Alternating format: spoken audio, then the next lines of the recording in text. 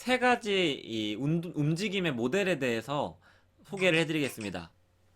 세 가지 움직임의 모델에 대해서 소개를 해드리겠습니다.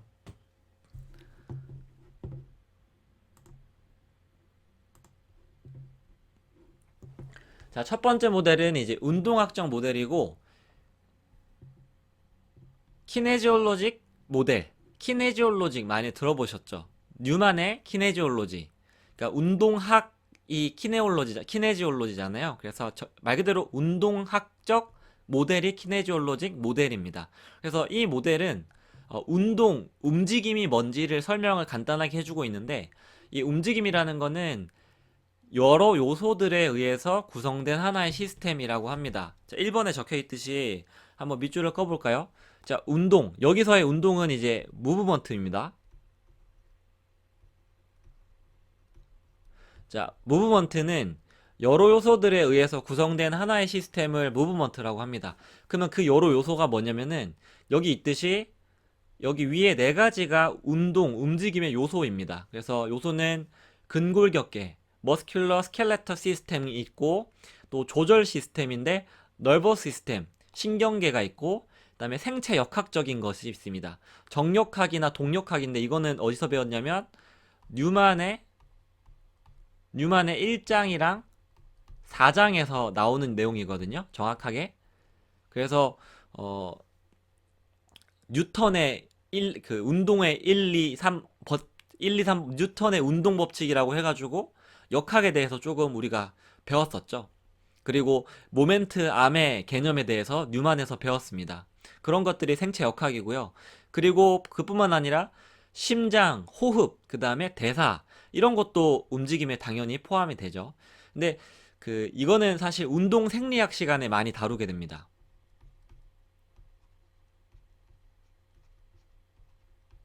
근데 이 책은 이제 운동 생리학 공부가 아니라 운동 손상 증후군이기 때문에 제일 신경을 많이 쓰는 부분은 앞에 이 두 가지, 그러니까 근육, 골격, 신경 이 세 가지가 가장 메인으로 가져가는 모델이긴 하지만 생체 역학도 있고 또 다른 지지적인 측면도 있다. 결국에 이런 모든 요소가 모여서 하나의 뭐를 이룬다고요? 무브먼트를 이루게 됩니다. 그래서 이 각각의 요소는 나름대로 각각의 기본적인 기능을 가지고 있겠죠. 근육 골격은 그 근육과 골격대로 역할을 하고 있는 거죠. 기본적인 요소. 신경은 조절을 하는 요소 있겠고, 역학은 생체 역학적인 요소. 심호흡 대사는 지지를 해주는 요소로 각각의 고유한 기본적인 기능을 가지고 있습니다. 그리고 각각의 기본적인 그러니까 스스로 하나씩 하나씩 기능을 갖지만 이 서로가 영향을 미치는 거죠. 그거를 상호작용이라고 하겠죠. 그래서 각각의 요소가 상호작용을 하게 되고 이 친구들이 모두 상호작용을 잘해야만 좋은 좋은 움직임이 나오게 될 겁니다. 그래서 좋은 무브먼트는 뭐라고 하냐면 네, 뒤에 나오는데 이 가장 좋은 무브먼트는 최적의 기능 상태는 정교한 운동이었을 때 운동을 정교하게 할 때 근골격계가 건강하다라고 나와 있습니다. 정교하게 운동할 때 precise movement 정교하게 운동하는 게 뭐죠? 어떻게 보면은 이제 조절한다 움직임을 조절한다라는 거죠. 그럼 조절이라고 한다면 생각나는 게 뭐죠? 네, 컨트롤러지 조절학. 그래서 필라테스를 컨트롤러지라고 부르기도 하잖아요. 필라테스라는 운동 자체가 몸통을 유지한 상태에서 팔다리를 조절하면서 움직이는 동작들이 필라테스라고 할 수 있겠죠. 대표적으로. 그럼 꼭 필라테스만 그런가? 웨이트 트레이닝이나 요가를 할 때도 그 동작을 할 때 정교하게 한다면 근골격계는 건강해질 수 있는 거고 필라테스를 하더라도 조절이 안 되면 정교하지 못하기 때문에 결과적으로는 근골격계가 양호하지 못하고 건강치 못할 수 있는 것이겠죠. 자, 여기서 이제 책에서는 두 가지의 연구를 소개를 해주는데요. 첫 번째로 연구를 소개하기 전에 이렇게 얘기를 합니다. 2번을 한번 읽어보겠습니다. 지속적인 힘의 효과에 대한 연구에 의하면 한 자세를 1시간 이상 지속적으로 유지하지 말아야 한다라는 연구가 있습니다. 근데 이거는 굳이 이 연구를 말하지 않더라도 우리가 상식에서 아는 거잖아요. 자, 우리 한 시간에 한 번씩 뭐라고 하죠? 한 시간에 한 번씩 일어나서 스트레칭 하라고 하죠. 왜 그렇죠? 왜? 거기에 대해서 또 연구가 있는데, 자, 이 맥길이라는 박사가 아주 유명한 그 척추 맥길 박사죠. 맥길 박사가 연구를 한 게 있는데 20분 동안 굴곡을 하면 실제 연부 조직의 늘어남이 발생을 한다고 합니다. 굴곡이라는 건 뭐냐면은 우리가 이제 의자에서 나쁜 자세로 이렇게 앉는다고 생각을 해보세요. 그러면은 허리에서는 자연스럽게 굴곡이 일어나게 되겠죠. 허리 쪽에서 나쁜 자세로 앉게 되면 허리에서 굴곡이 일어나는 거죠. 그러면 이 흉뇨 근막이라든지 아니면 허리에 있는 기립근이라든지 이런 연부 조직들이 늘어남이 발생하겠죠. 근데 그 늘어나면 잠깐의 늘어남이 아니라 아예 이 기계적인 늘어남이 발생하는 거고 조직학적인 늘어남이 발생하는 거예요. 그래서 만약에 20분 동안 늘렸으면은 이게 원래 자세로 돌아오려면 얼마나 걸리냐면 40분 이상 걸린대요. 약간 억울한데 20분 동안 나쁜 자세 취하면은 다시 완전히 좋은 자세로 돌아오려면은 40분은 해야지 돌아온다고 합니다. 그래서 어찌 보면은 우리가 현대인들이 본인들이 일상생활에서 자세를 취한 거를 되돌린다는 게 엄청나게 많은 노력이 필요한 거죠. 그래서 여러분들이랑 운동하는 시간보다는 일상생활에서 조절하는 그 라이프 스타일을 개선하는 게 훨씬 더 중요하다고 할 수가 있겠습니다. 그래서 우리가 항상 어드바이스 해줘야 되는 거, 조언해줘야 되는 거는 회원님들께 회원님 1시간에 한 번씩은 무조건 움직이세요. 라고 해줘야 돼요. 이 연구가 근거고, 이 근거를 제시할 필요는 없고, 이거는 우리가 알고 있으면 되고, 1시간에 한 번씩 일어나야 된다는 건 회원님들도 알잖아요, 사실. 근데 그걸 실천을 못해서 그렇죠. 여러분들도 이제 경험하시겠지만, 집중해서 앉아있다 보면은, 이 샤먼 책 보면은 어때요? 집중해서 보면 막 3시간씩 보시잖아요. 맞나요? 재밌으니까 막 3시간씩 보시죠. 30분씩 보다가 일어나고 안 그러잖아요. 한 번 보면은 막 3시간씩 보시잖아요.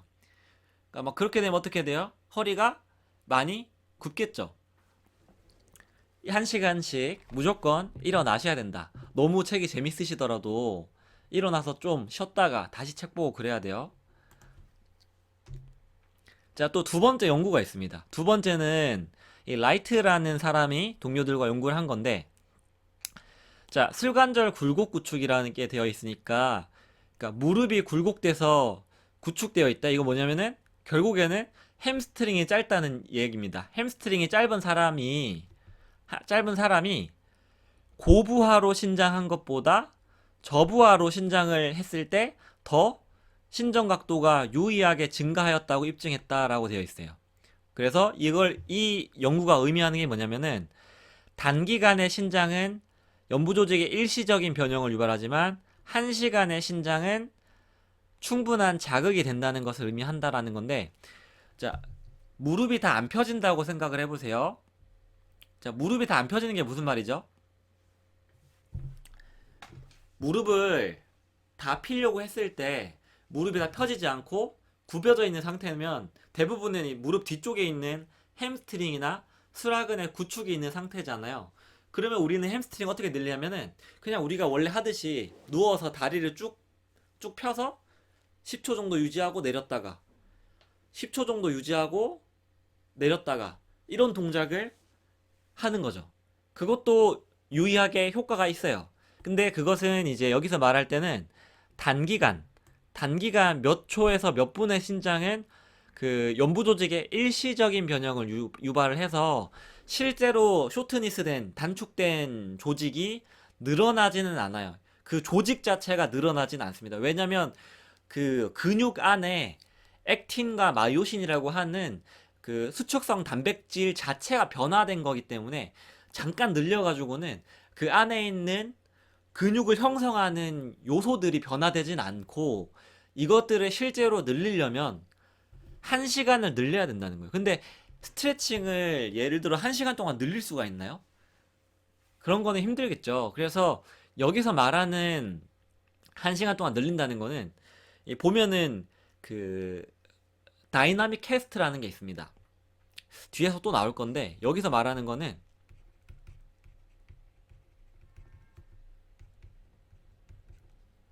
다이나믹 캐스트가 뭐냐면은 이 무릎을 수술하신 분들을 보면 무릎의 각도를 조절해 가지고 딱 고정시키는 그 뭐랄까 기브스인데 움직이는 기브스. 근데 그 조절 각도가 조절할 수 있는, 다 펴지게도 할 수 있고 조금 접어지게도 할 수 있고, 그런 캐스트를 했을 때 움직이게 되면은 무조건 그 각도까지는 펴지는 거예요. 그 각도까지는 펴지고, 그래서 신장도 아예 캐스트를 해버려 가지고 무릎을 내가 필 수 있는 만큼을 피는 거죠.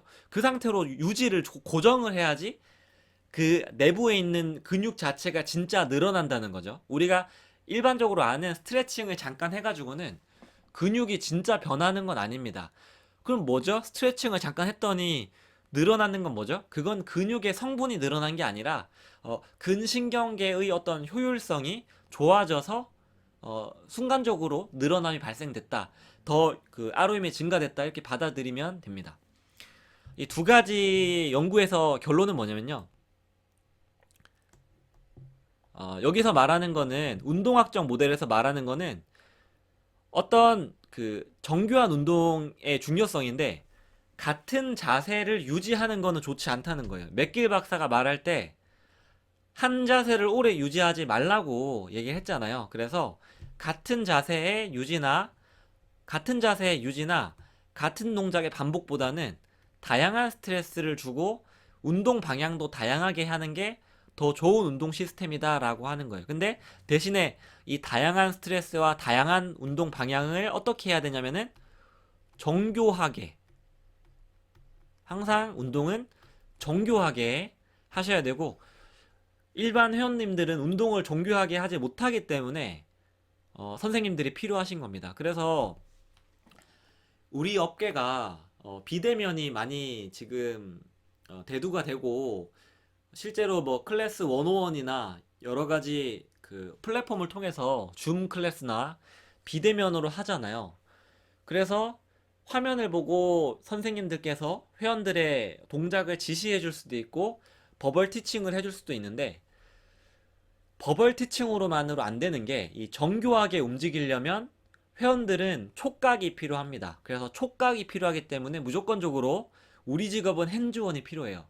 그래서 어쩔 수 없이 대면이 필요한 서비스. 그래서 대면이 안 없어지는 서비스가 운동, 그 다음에 피부 미용, 이런 쪽은 대면이 있을 수밖에 없거든요. 그래서 비대면도 준비를 하시지만 대면은 우리 쪽에서는 절대로 없어질 수 없다. 그리고 AI가 완전히 대체할 수가 없다. AI를 우리가 이용은 할 수 있겠죠. 여러 가지 그 IT 기기를 오히려 이용을 해서 IT 디바이스를 통해서 더 우리의 트레이닝의 질을 높일 수 있는데, 아예 우리의 이 티칭, 우리의 핸즈온을 없애는 건 없다고 저는 생각이 들어요.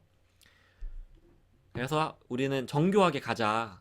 정교한 운동이 중요하다. 이거를 이 슬라이드에서 강조를 하고요. 자, 두 번째 모델입니다. 두 번째 모델은 병리 운동학적 모델입니다. 여기서 패스라는 말이 붙이면 병적인이라는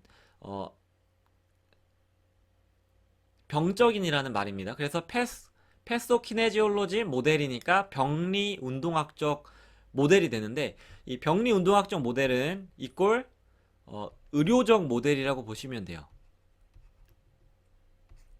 의료적이기 때문에 이거는 병원의 모델에 가깝습니다. 동일하게 움직이면은 이런 네 가지 요소들이 있는데, 이 움직임이 어떻게 손상이 되냐면 비정상이나 부상에 의해서 손상이 되고, 인저리가 움직임을 깨트린다고 보는 관점이에요. 그러니까 부상이나 손상이 당해서 움직임의 성분들이 손상이 돼서 결국에는 기능 제한이나 장애가 온다는 거예요.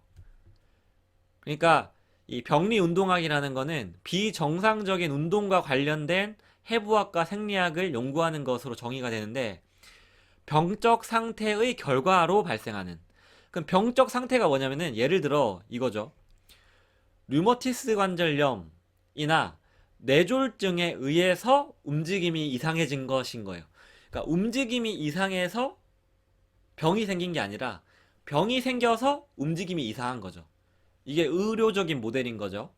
자, 류마티스 관절염이 생겨요. 그러면 류마티스 관절염은 자가 면역계 질환이기 때문에 면역계가 내 몸을 스스로 공격하는 거죠. 그래서 염증 반응이 조절되지 못하고 계속해서 더 일어나는 겁니다. 그 염증 반응이 일어나면은 몸은 어, 뜨거워지고 또 그 열이 나고 붓고 그다음 통증이 생기고 이런 반응이 일어나잖아요. 그래서 손끝, 발끝, 관절 마디마디에 염증 반응이 일어나고 뼈 골 조직이 자라고 그다음에 물이 차고 붓고 그렇습니다. 그러기 때문에 그러한 병이 어때요? 내발기기도 못하게 만들고 무릎이 아프면 스쿼트를 잘 못하게 런지를 잘 못하게 만드는 결국에 손상이 장애를 만드는 모델을 병리 운동학적 모델이라고 합니다. 그래서 이 모델은 의사 선생님들이 봤을 때는 바로 납득 가능한 그런 모델이고요. 하지만 샤먼이 강조하는 모델이 아닙니다. 자, 셜리 샤먼의 이 책에서 강조하는 모델이 바로 운동 병리학적인 모델이고요. 운동 병리학적 모델은 별표 5개 쳐주세요. 별표 5개. 자, 무슨 모델이라고요? 운동 병리학적 모델. 즉, 키네지오 패솔로직 모델. 여기서의 운동은 움직임입니다. 운동이 병리학으로 가는 거죠. 운동이 원인이고 병리가 결과입니다. 잘못 움직였기 때문에 병이 생겼다. 이런 모델이에요. 자, 여기에 나와 있듯이 특정 관절 운동의 반복적인 지속적인 자세. 반복적이고 지속적인 자세. 많이 들어봤죠? 지속적인 자세, 반복적인 동작. 이 두 가지가 결국에 성분들을 손상시키고 그래서 움직임이 손상돼요. 무브먼트가 깨지고 그게 발전되면 신드롬이 생깁니다. 그 신드롬이 생겨서 결과적으로는 기능 제한도 생기고 비정상도 생기고 신경학적 방사선 검사위원 확인. 그러니까 방사선 검사위원 확인이니까 엑스레이는 여기 있는 거예요. 엑스레이나 MRI는 여기 있는 거죠. 그러니까 엑스레이나 MRI는 결과일 뿐이에요. 그리고 기능적으로 지금 뭐 허리가 아파요 또는 허리가 안 움직여요 어깨가 안 움직여요 이것도 결과예요. 그러면은 엑스레이상 뼈가 휘었다, 엑스레이상 뼈가 마모가 됐다, 또는 뭐 뼈가 자랐다, MRI상 디스크가 튀어나왔다, 관절 연골이 마모가 됐다, 뭐 여러 가지 항상 우리가 듣는 거 있잖아요. 허리가 아픕니다. 어떻게 해야 되나요? 이게 질문인데 그거는 결과가 나왔는데 어떻게 해야 되나요? 왜? 이게 왜 그렇죠? 이제 어떻게 해야 되나요? How? 어떻게? 그럼 우리는 Why를 찾아야 되는데 Why는 어딨냐면은 여기 있죠, 여기.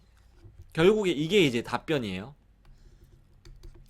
운동 병리학적 모델에서의 Why 이유는 결국에는 샤먼이 강조하는 두 가지 단어. 지속적인 자세와 반복적인 동작이에요. 첫 번째 1번. 자, 1번 큰 소리를 한번 읽어볼게요. 시작. 반복 운동과 지속적인 자세가 운동 손상을 유발하고 결과적으로 병리학적 비정상을 만들 수 있다는 모델. 자, 반복 운동. repetitive movement. 발음이 매우 좋죠. repetitive movement. 그리고 지속적인 자세. sustained posture. 제가 영어와 사투리를 섞어서 쓰는 그러한 신종 용어를 씁니다. 반복 운동과 지속적인 자세. 이 두 가지가 결국에는 원인이라는 거고 계속 이거를 생각해야 돼요. 왜 허리가 아프지? 허리 아픈 이 사람이 무슨 동작을 하지? 무슨 자세를 취하지? 이거를 따져야지 자꾸 허리가 아픈데 허리 어떻게 해야 돼요? How를 하면 답이 안 나온다는 거죠. 자, 그래서 우리 선생님들께서 자세 움직임 전문가 채팅방에서 좀 초보 선생님들 질문이 수준이 이렇게 하시잖아요. 허리가 아픈데 어떻게 해야 되죠? 여기 엉치뼈가 아픈데 여기가 저린데 어떻게 해야 되죠? 이러면은 답이 없다. 결국에는 어떤 동작, 어떤 자세, 이거에 대해서 탐구를 해보는 습관. 그러면은 결과적으로 그 자세랑 그 움직임을 분석하는 게 뭐죠? 두 가지밖에 없지요? 자세 평가, 움직임 평가. 네, 이거 두 개 하면 나오는 거잖아요. 자세를 평가해야 지속적으로 무슨 자세를 취하는지 알고, 움직임을 평가해야 반복적으로 무슨 동작을 취하는지 알겠죠. 그래서 제가 이 동작, 평가를 두 가지를 계속 강조를 하는 겁니다.